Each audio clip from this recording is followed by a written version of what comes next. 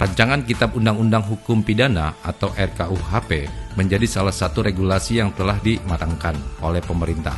Meski sudah pernah akan disahkan pada 2019, Presiden Jokowi memutuskan untuk menunda pengesahan tersebut agar mendapatkan beragam masukan, sehingga RKUHP akan menjadi harapan baru hukum pidana di Indonesia. Beni Rianto selaku Guru Besar Hukum Universitas Diponegoro atau Undip mengungkapkan bahwa RKUHP perlu segera disahkan mengikuti pergeseran paradigma hukum pidana.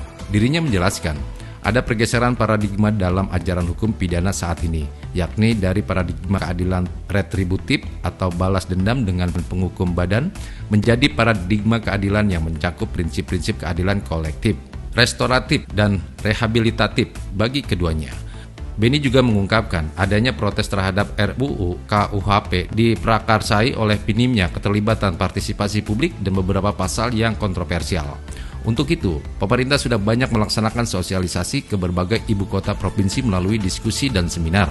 Beni juga mengatakan, beberapa rumusan norma dalam RUU KUHP juga mengakomodasi masukan dari masyarakat sipil. Misalnya rumusan norma dalam pasal tentang penodaan agama dan aborsi. Selain itu, RUU KUHP juga memasukkan norma terkait tindak pidana khas Indonesia seperti menyatakan diri memiliki kekuatan gaib yang dapat mencelakakan orang.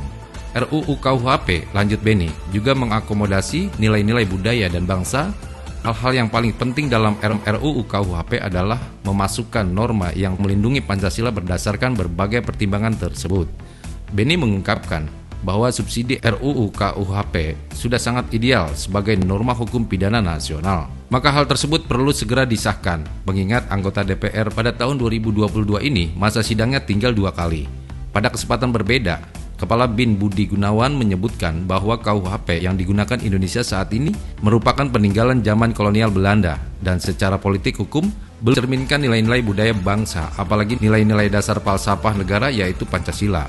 Oleh karenanya, semua produk hukum kolonial perlu segera diganti dengan produk hukum nasional.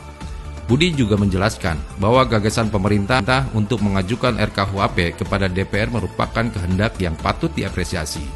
Sebab sejak digagas pada tahun 1964 oleh guru besar dan ahli hukum pidana, RKUHP merupakan suatu perubahan sistem hukum pidana yang dinamis sifatnya, baik dari sisi tempat, ruang, dan waktu. Karenanya, pembaruan hukum pidana melalui RKUHP tidak saja mempertimbangkan faktor asas demokratisasi, modernisasi, dan dekolonisasi sistem hukum pidana, tetapi juga mempertimbangkan pengakuan dan penghormatan terhadap hukum yang berlaku dan hidup dalam masyarakat, living law, yang dilakukan dalam rangka harmonisasi dan sinkronisasi hukum pidana. Bahkan, RKUHP telah mengantisipasi pengaruh globalisasi yang universal di bidang ekonomi dengan dampak dan efeknya pada peran kompetisi hukum pidana. Oleh karena itu, RKUHP sebagai harapan baru hukum pidana perlu untuk disahkan agar Indonesia dapat menggunakan undang-undang pidana produk Indonesia, bukan produk kolonial.